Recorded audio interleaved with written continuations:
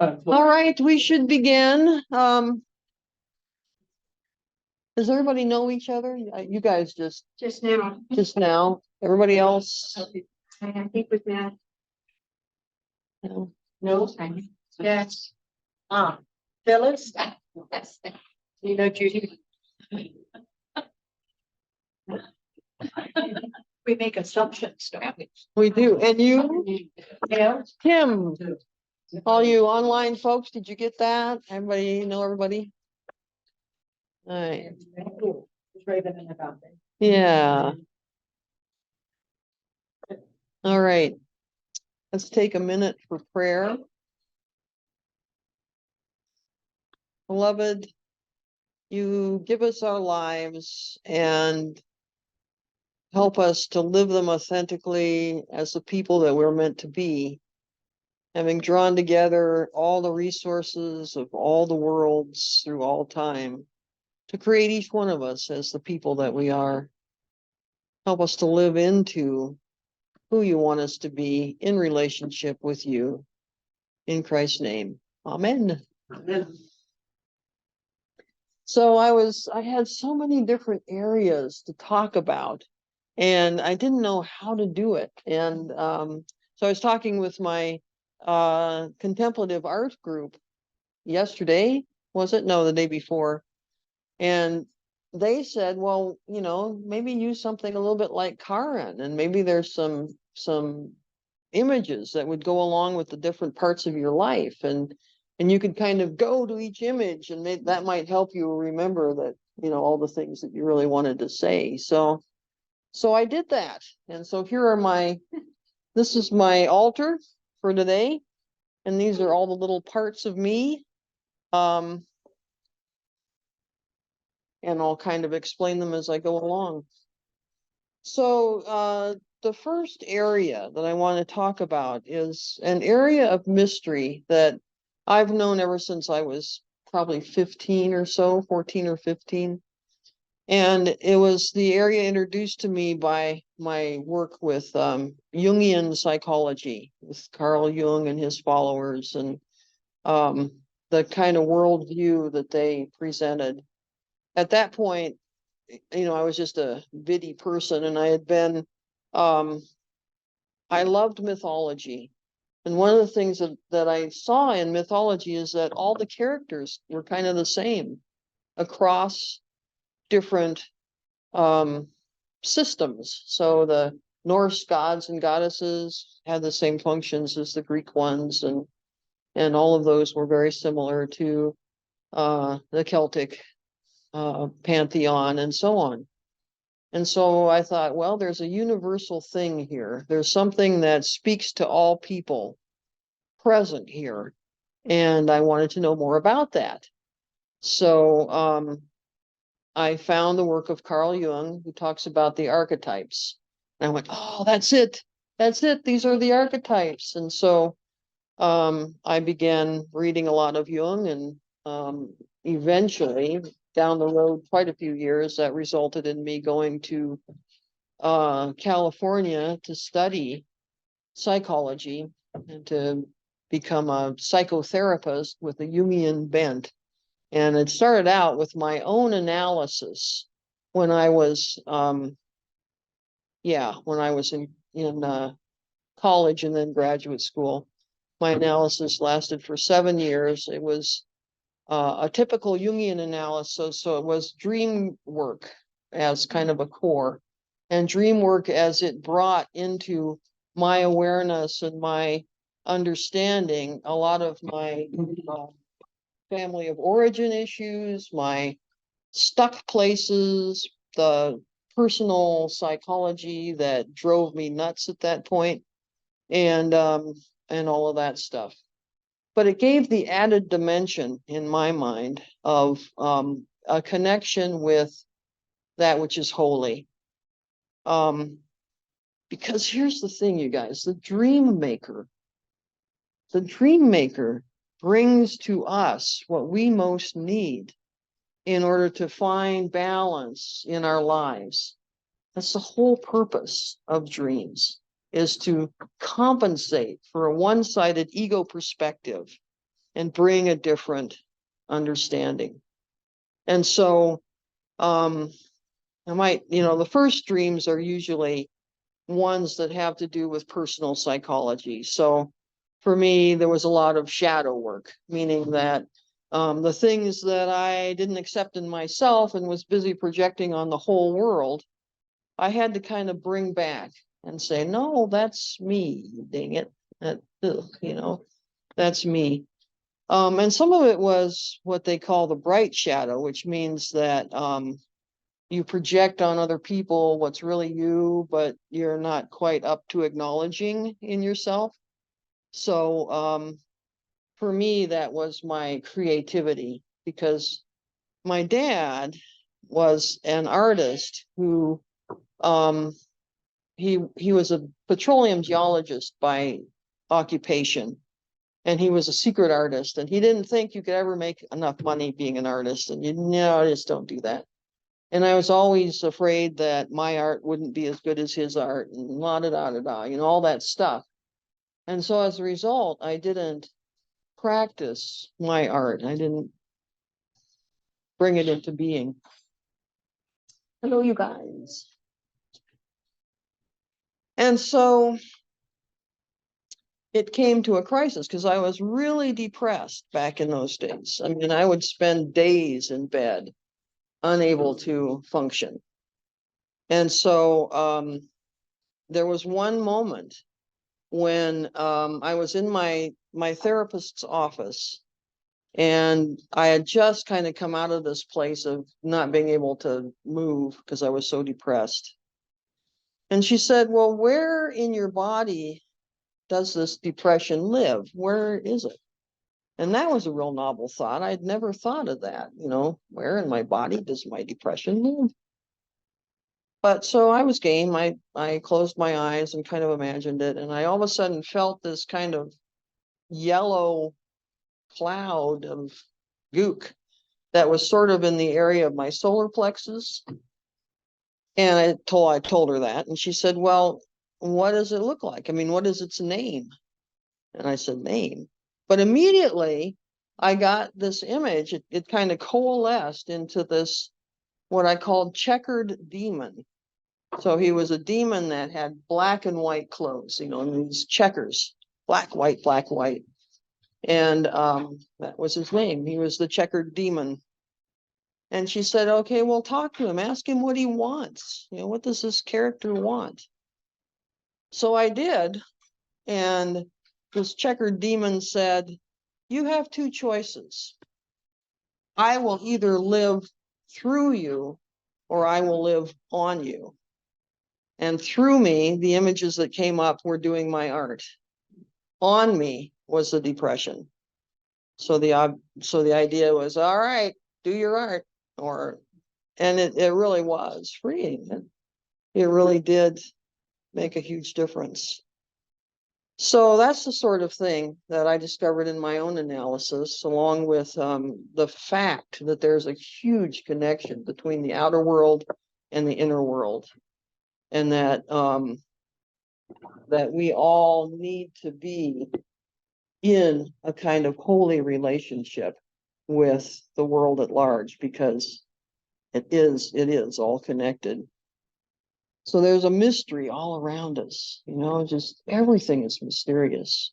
And that was my learning in my own analysis, and then the kind of foundation that I brought to the practice of psychotherapy. So I spent my career working with other people who had blocks of the same sort that I had, and helping to move people along into a fuller understanding and relationship with who they really are. And that a lot of that was dream work, was working with people's dreams. In a life, there are a lot of times when you have, not a lot of times, but there'll be moments in most people's lives when they have what I would call a big dream, meaning something that really is prophetic. And I've had a couple of those. And one was when I was I'd finished my work towards my doctorate. I was totally out of money. I couldn't figure out where I would get any more money to finish this project. I had to do a dissertation and that was it pretty much. But I was out of funds. My car broke down on the freeway, so I was without a car. Just totally, it was kind of the end, dead end. And so I thought a lot about it, discerned a lot about it, prayed a lot about it, and the thing that came to me was, you need to go back to Wyoming. You know, you've got what you needed here, and time to go back. So I headed out and packed everything up in a U-Haul and started out. And the first night I stayed in a hotel in Reno, Nevada. And I was still really, I wasn't sure, you know, it was like, this was a lot to give up because I had my master's degree, but I could have gotten my PhD if I'd had just enough to finish that dissertation and do that. So I was really unsettled still. So in the drive, I stopped, and the dream that I had that night was that there was a bison, and you know, kind of a big woolly bison, and it was in the green hills of California, lots of flowing water and greenery, which California was more like that back then. Now it's a little drier, um, but then somehow out of the sky came this giant crane and lifted up the bison and put the bison into the arid country of Wyoming. And the message was, this is where the bison belongs. The bison doesn't belong in California. So I went, okay. Yeah.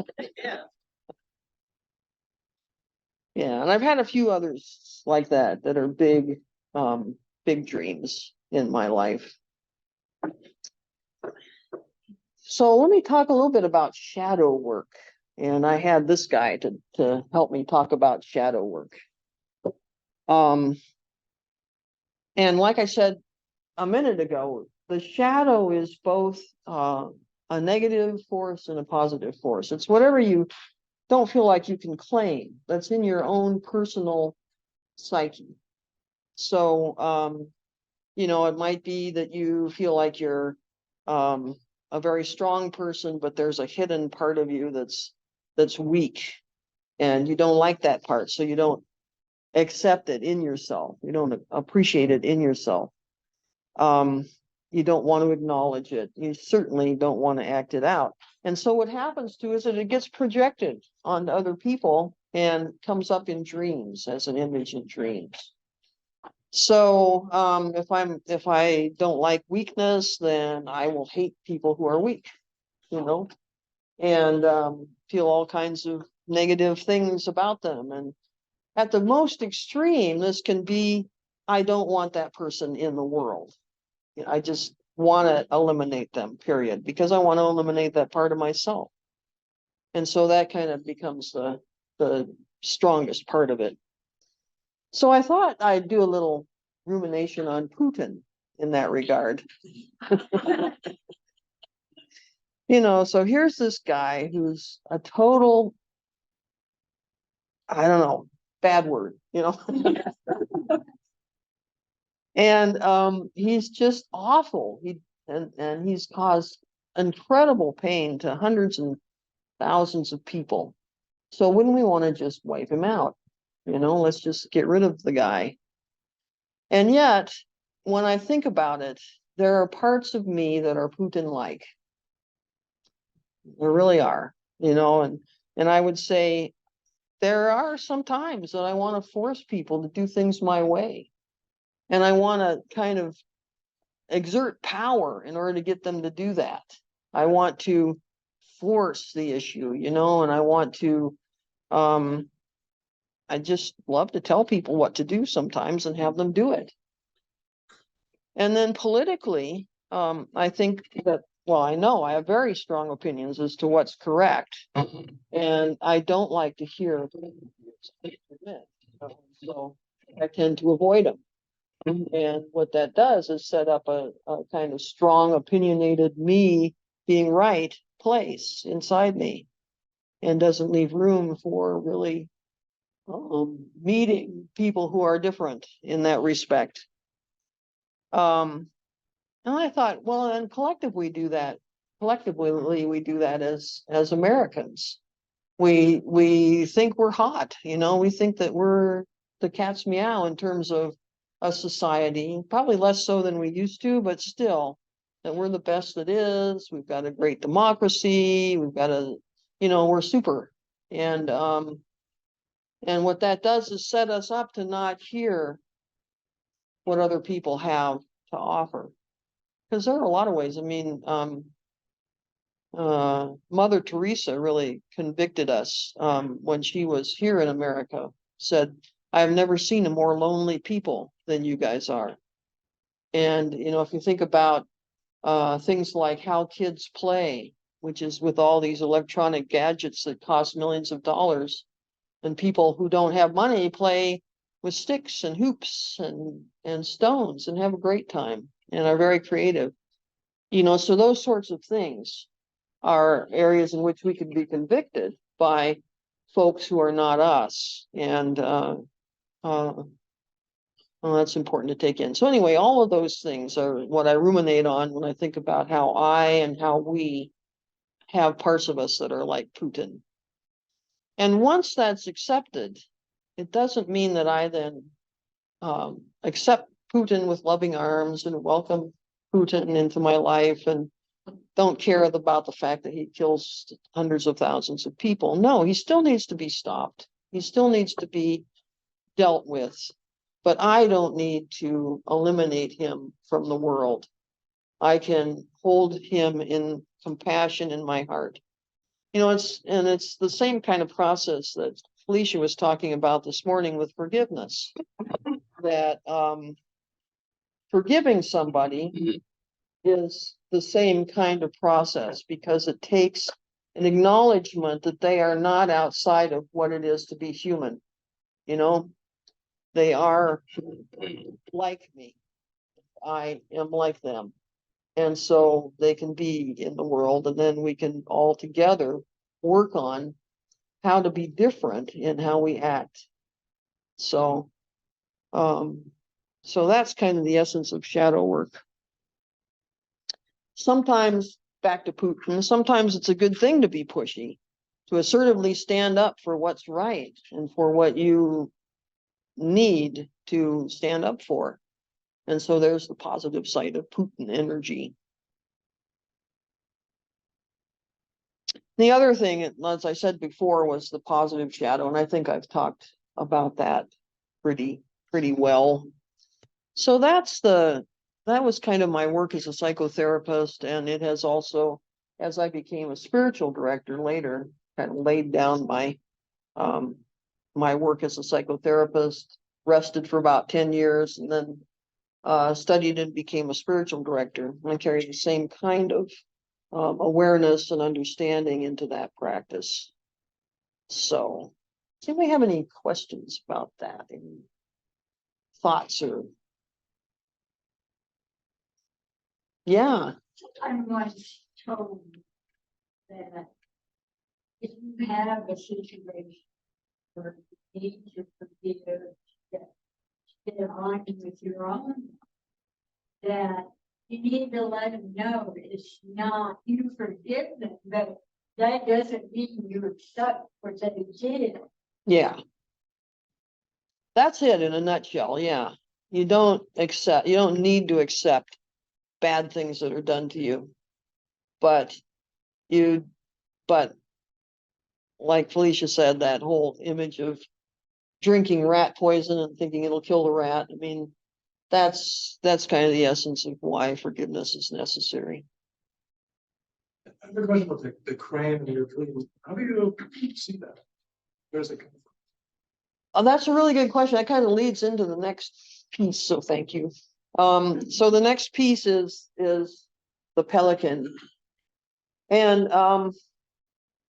for me, I really love the pelican because pelicans have this wonderful way of flying low over the surface of the water so that they see the reflection, but there's also kind of a love of the water. And that strikes me as being my stance spiritually, as a love of those depths and flying over them very close. So I see my own reflection, but I also see the deeper things below. So my understanding of the holy is that that's what speaks to us in dreams as kind of the center point, that God is in that experience of speaking the truth to us. And I have what I would call a valley kind of spirituality as opposed to a peak kind of spirituality. James Hillman talked about this. He said that there's one kind of spirituality where you kind of strive to get to the top of the mountain and you leave everything behind along the way. And so you become purer and purer and more clean and less involved in the vicissitudes of the world so that so that you're holy when you reach that peak. And Hillman says the other way of doing spirituality is to build shrines everywhere you go so that everything becomes a gateway into what's holy. And that's more my way. It's that appreciation for all the different little places in the world where there is holiness. And so I have a favorite tree, and my favorite tree gets a little kiss every morning. And I have places in the world that are really special to me that I feel like I bow down in front of them when I get there. And I have altars, all kinds of altars around my house. And at each one, because there's so many things I want to put on my altar that one altar can't do it, so I put them in every room. Roseanne's kind of like that too, only she builds hers kind of stack upon stack in one place. Her altar's on her dresser and she's just got piles of stuff on it. Like, how can you tell what's even there? But that's the deal. And it is, there's mystery all around us. It's like everywhere you look, there's holiness. And that holiness is the reflection of me, but it's also how God appears underneath, and kind of rises up and presents God's self in the way of things. So, I have to admit that I use the I Ching, the divination tool from the Chinese, and I really love it. I've used it for years and years and years. And I also sometimes use the medicine cards, and I love the different animal spirits, and I pay attention to what animals come into my world. Like, interestingly enough, I was sort of praying about this whole process of talking to you about me and what should come into my world several different times, but eagles. So I was like, eagles, oh my goodness, because they're in the Native American Plains Indian traditions, they're the connection with the divine. They're the connection with the Great Spirit. So animals that connect the level of here and now with the level of the celestial. So I thought, okay, well, that's a pretty dang good sign. I'll go with that. So that kind of thing. It's like for me in my spirituality, there's not the need to make distinctions or to exclude or to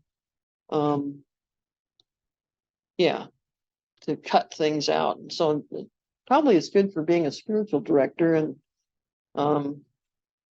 don't you think, Amy? Isn't that kind of a good thing? Yeah. You can hear different languages. And that's the other thing I really feel about spirituality is that everybody has their own language of relationship with God. And sometimes they're the languages that are common, like Hinduism, which I have a lot of affinity for as somebody who appreciates all the different gods and goddesses and builds shrines all over the place. Um, so it can be a language that's like that, that has its own symbolism, that is acknowledged by by a bunch of different people, and sometimes it can be very individual. And finding that language, what speaks to the heart of people, is really important, really powerful. Everybody's got one, and they're very precious. So that's kind of where I am now with spiritual direction. What else? Oh, I wanted to talk about my home. See, this is where these things come in handy. I wanted to talk about my home. So I brought this little music box, which came from my friend Mary Ann, who died about 5 years ago or so. And she and her friend were women religious who left their order at the time of Vatican II because their order was moving too slowly and incorporating the changes. So they said, okay, that's enough. We're out of here. And that was in the 60s. And so next place that they kind of show up is in Washington, D.C., where they're sticking flowers into the guns of the, like everybody did back then, sticking the flowers in the guns of the people who were in Washington, D.C. But anyway, so home to me is kind of a place of refuge, but also a place that expresses who I am in terms of my understanding of what's enough. So not just my home, but also my clothes and car and so on express that sentiment that you don't really need a lot of stuff. You really don't.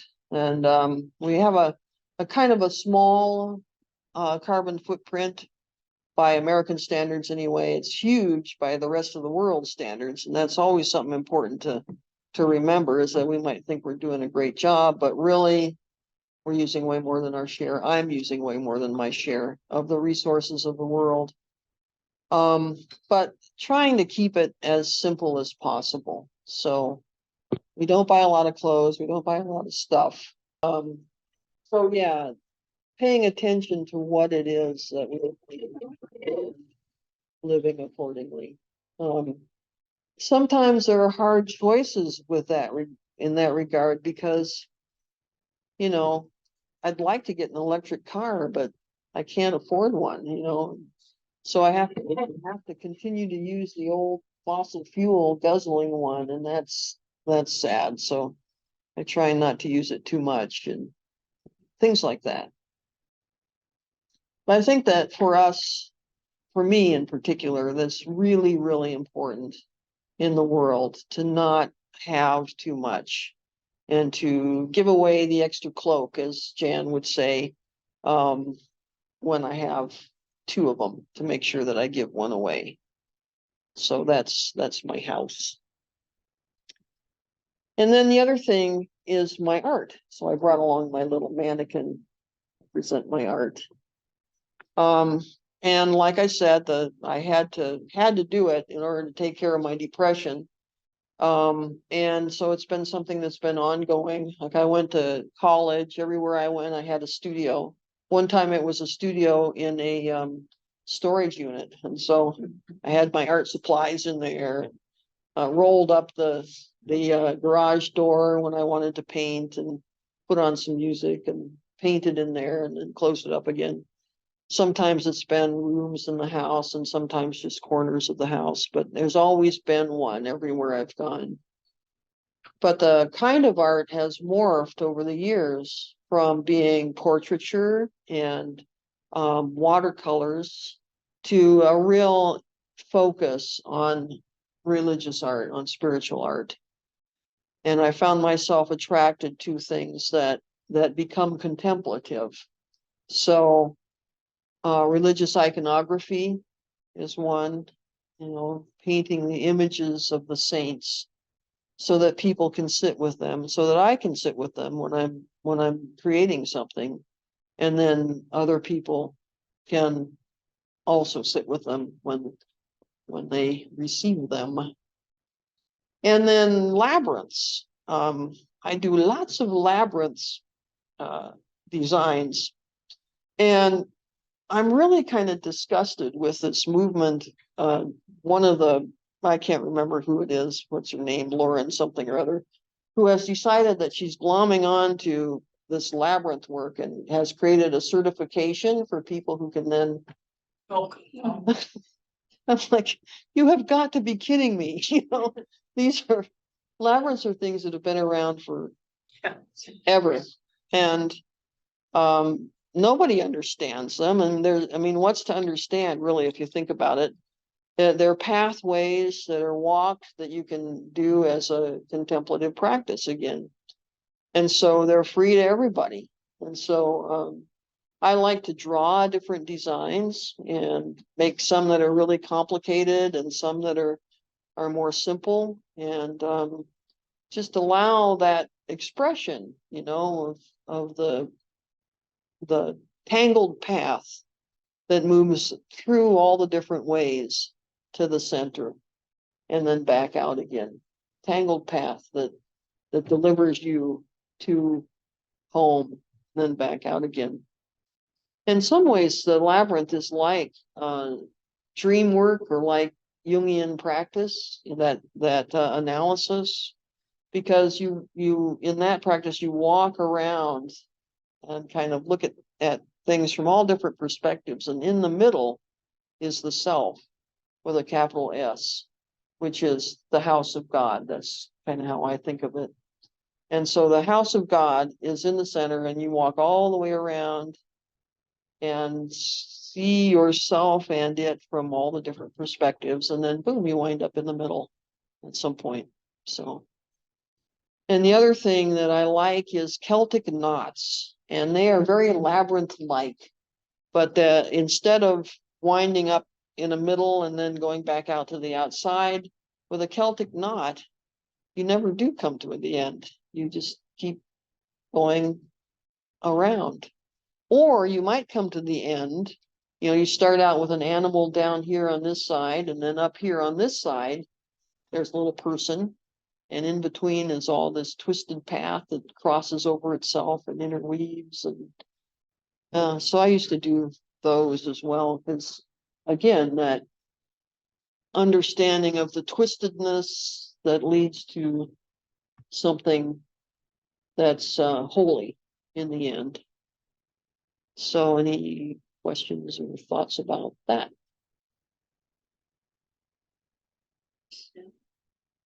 Your spirituality is so broad, and you've chosen to stay a part of the Christian church. I wonder if you could share with us any times when that has been challenged. And how you may work through that. All right. It is always a challenge. The Christian church is such a mixed blessing. It's the best of worlds and the worst of worlds, to take on a quote. It's, yeah. And so in the early days, my struggle was with Christianity's tendency to think of God as Father. That's kind of like a big stone. God the Father, and God the Son, and even God the Holy Spirit, because in the days of my youth, those were all male, and very clearly articulated as this and only this. And I had to do a lot of work with an understanding of God that is broad enough that I could embrace it. And so I worried that that would take me out of the Christian church. I worried, oh my goodness, I can't pray this creed and I can't um, really speak to these people who only see God as God the Father and so on. But what I discovered is that community is the central thing for me with Christian practice. The practice of Christian community, and it doesn't get any better than how we do it when we're doing it at our best, because at our best, it's our opportunity to be really open and authentic and vulnerable and loving with each other, and to be together for the long haul doing that. And so the first piece of my trying to integrate those things was, well, I'll just hide away all these other ways I think of the holy, and I'll just, when I'm in church, I'll just talk about God the Father, and that'll be it. And then later on, I began to integrate that through the different images that the Old Testament has for God. And so, I began to say, okay, well, you all, we think of God as the rock, and we think of God as the hen, and we think of God as, all kinds of different, we have all kinds of different images. And so that then allowed me to share more of my more full understanding of what's holy. But I think that then the next phase for me was the phase of really being hurt by the church. And I was really hurt. I had one time when I had a community that, as you know, that excluded me, that thought I was what did they call me? I was looking for a matriarchal solution to the whole Christian thing, and that I was, I was evil, basically. And so for a couple of years, they wouldn't talk to me. People wouldn't talk to me. I'd go to church, and at first I'd wanted to just drop out, okay, I've had enough of this. I'm going to go do my icons, and that's going to be it. So I headed down that path, but wouldn't you know, dang it, when you do icons, then God talks to you through that. And God said, go back to church. So I did. And for quite a while, I would sit in a pew and nobody would sit there with me, or hardly anybody would talk to me.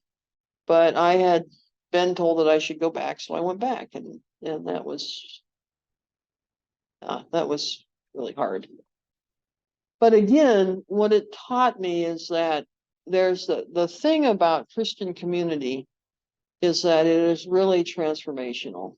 And that community that I was part of did transform, and accepted me back in all my prodigal glory, I guess you'd say. And and then after that, I came to St. Paul's, and St. Paul's has been wonderful. I mean, we've had the same kinds of struggles, struggles that make us so mad at each other that we just, say mean things and go away. But we always come back. Those of us who do, I think most of us do. And so, we're in relationship with each other. We've been through a lot of junk together, but we stay. And why that is what convicts me about being a Christian is that this is Jesus's place, and we are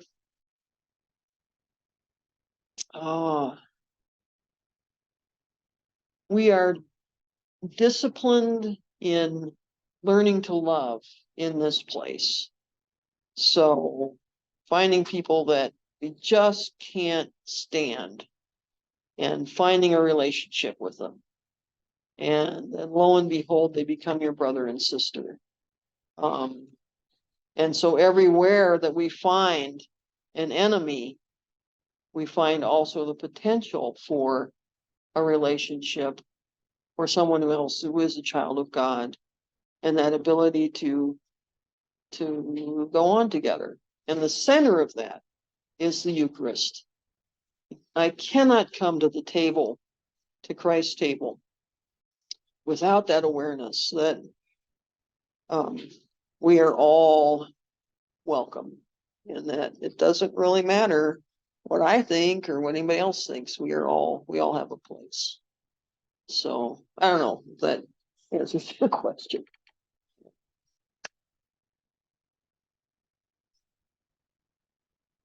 I'm still struggling with a kind of place that we went to that wouldn't even sit, nobody could sit. It's just. Well, they were pretty mad at me.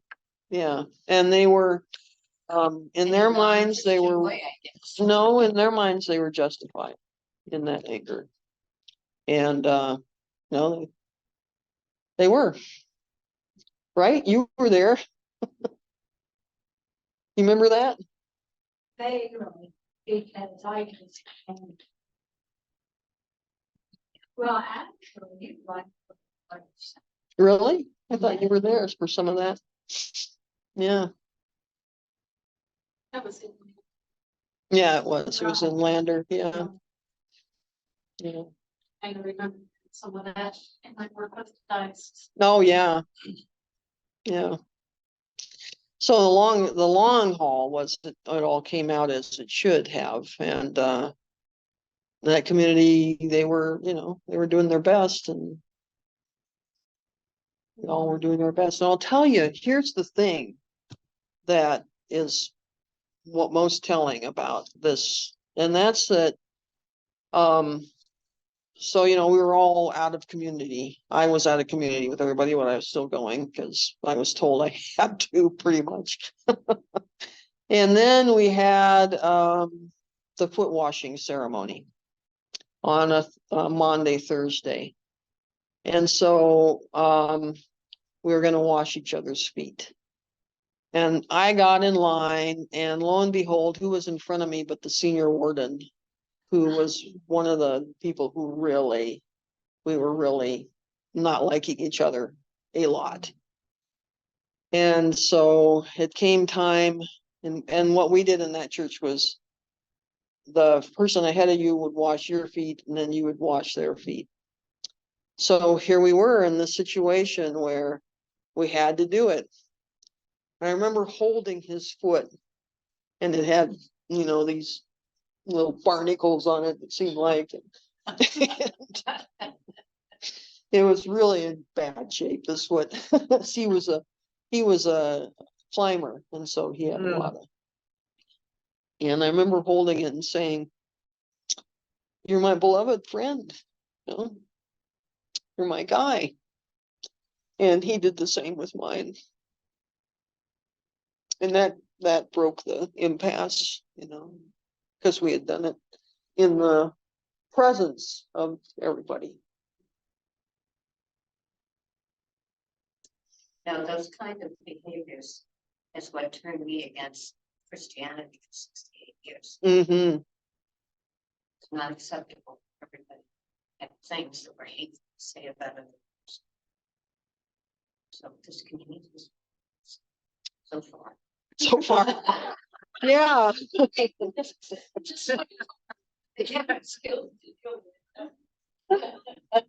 Yeah, and that's the thing. It's like we can all get caught in that place. It is so easy, You're caught in it amongst ourselves, or like you say, talking about those people, whoever those people are at the moment. And but the thing that makes this work, this Christian thing work, is that we are called into forgiveness, repentance, and being community. So last week's lesson and this week's lesson for me are kind of the cornerstones of what it means to be Christian. That we have to acknowledge that we're messed up people, and we have to also forgive the other messed up people in the world, in our little world.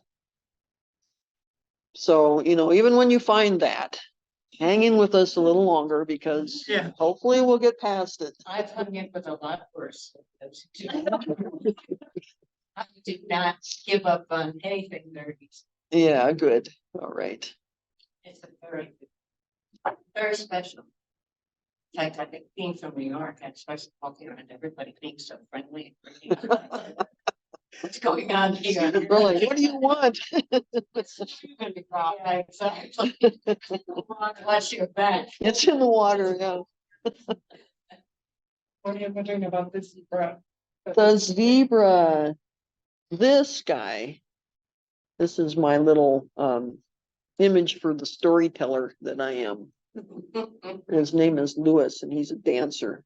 So I love to tell stories, and I think that storytelling is one of the best ways to communicate that there is in the world.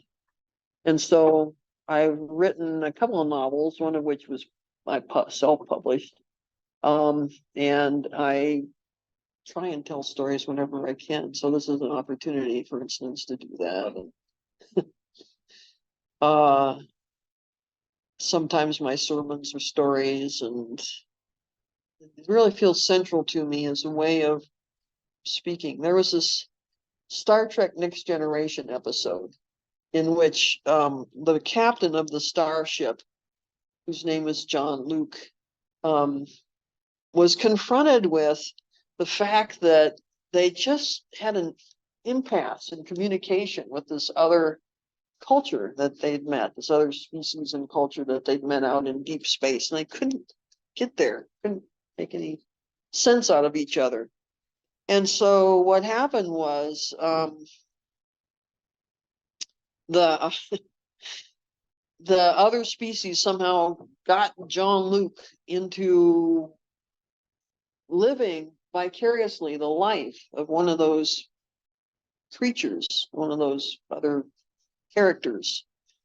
And he fell in love and had a life, and it all took place very, very fast, of course, and then came back to the bridge of his starship. And all of a sudden he could speak their language because he had lived in their shoes. It's one of my favorite episodes. Like, how do you know about each other? You listen to each other's stories and hear what is really true for people.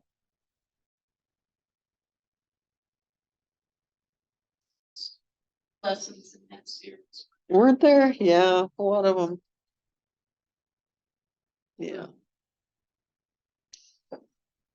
I have to say that your storytelling through world wisdoms and your writings are why Tim and I are here. Oh, I thought, wow, I wonder where she found it comfortable to go to church. Maybe we should check that out. oh, that's neat. Thank you. I was waiting to hear about the zebra too. Looks playful and fun. He is very playful. He's yeah, Lewis. He's kind of a dancer too. Kick up his heels.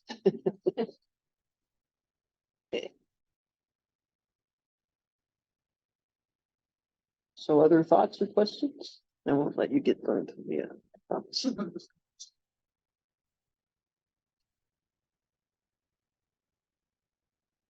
I'm curious if, you learned about the archetypes so long ago. It's like, is your understanding involved or understanding community? Thing, change you along with it? Is that even still something that you reference very much? So, Did you all hear his question?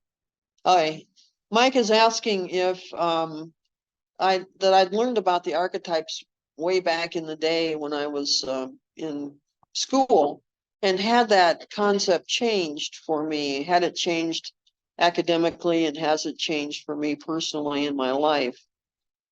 And I would say kind of yes to both.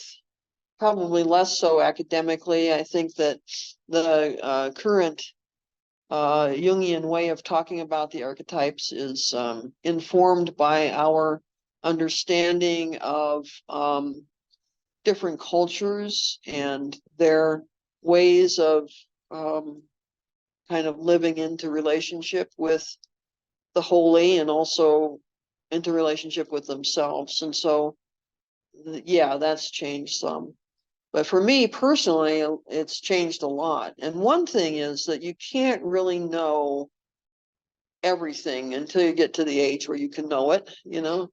So as a young person in analysis, there was a lot of stuff that I couldn't really know because I was in the first phase of my life, and the work that I had to do was creating a job and a family and kind of building up that whole thing. And in the second half of life, I got a whole different understanding of archetypes and also our relationship with God. Because, and here's the thing, this is really kind of brand new for me to know that in a way it really doesn't matter what we do. It really doesn't matter who we've become, what we are, any of that. Because the real important thing is that God has us. And hard to put words to, but that's not a matter of what we can do or what we can live into. It's a matter of just being. You know, God has us. God cares for us. Period. And the way that manifests in archetypes for me, I mean, I have all kinds of characters that I talk to, you know, like I have a Pan-like character that, but in each one of them, they are sort of the voice of God coming to me in the different ways that they do. And in that same way, we are each a voice of God. And that's, you know, and the clearer we get, the more we are that. In our moments of greatest love, in our moments of greatest understanding, we are the voice of God to each other. So, and before I die, I bet I'll get even more change in how I understand these things. The sense of that dream told us about going to Wyoming, or the bison going to Wyoming. At this point, do you have more understanding of why, or does it feel like I don't need to know why Wyoming and not California? Is it just part of the Celtic knot, or? It's kind of part of the Celtic knot, but the thing that I know about it is that there's a way in which I could become who I am in Wyoming, because the places where I live, the two places where I live there, one was very close to the national park. And from the time I was in high school, I used to ride my bike up into the park and just, you know, kind of walk out into the woods there. And it wouldn't need a trail. I'd just go out and sit down and see what kind of things came to me. And that taught me a lot that I needed to know to be who I am. And same thing with Lander, that there was, in Lander, I had this whole thing I called fishing church, which is when I got fed up with the community. I would take my fishing rod and go out, you know, I just, there was a way that I could just drive up into the hills a little bit, and there was a lovely trout stream there, and I had one particular hole that I would just go and cast my line into, and sit and watch the line swirl, you know. And sometimes I'd catch a fish and sometimes I wouldn't, but that was my holiness for that day. So that was all very important. I don't think I would have become who I am without it. And then coming to Colorado after that it was like that was time too. No bison to show you the way. No, not for this one. Although there are the coolest bison here Do you know about these bison? Yeah, at Soapstone Prairie. The test tube babies. Just love it. Yeah.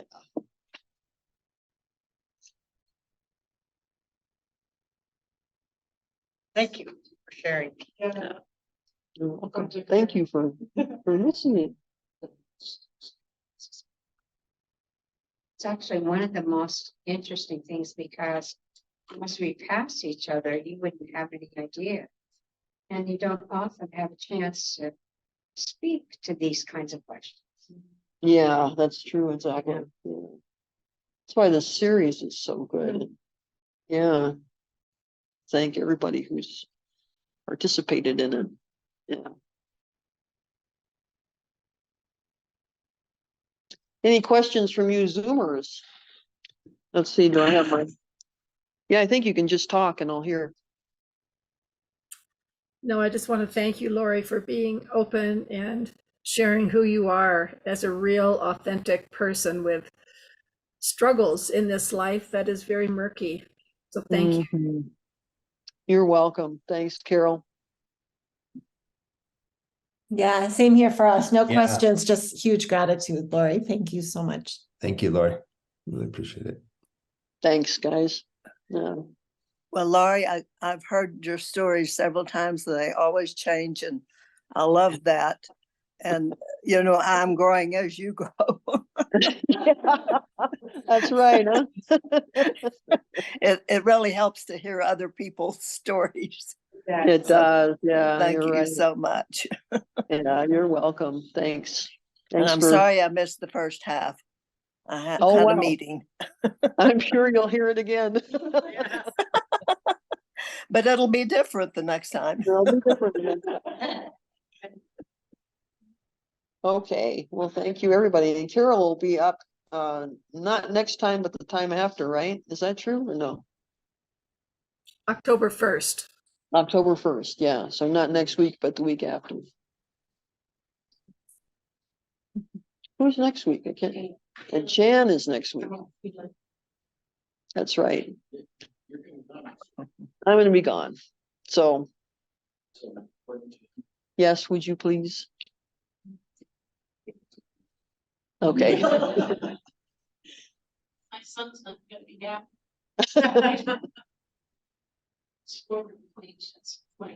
Oh, Yeah. I don't think that's what- I don't- yeah. First, Seth was walking me and asking about today, so that's. It's gotta be related to it. Purpose, yeah. No, it's the only two Yeah, things. I was like, I've got it.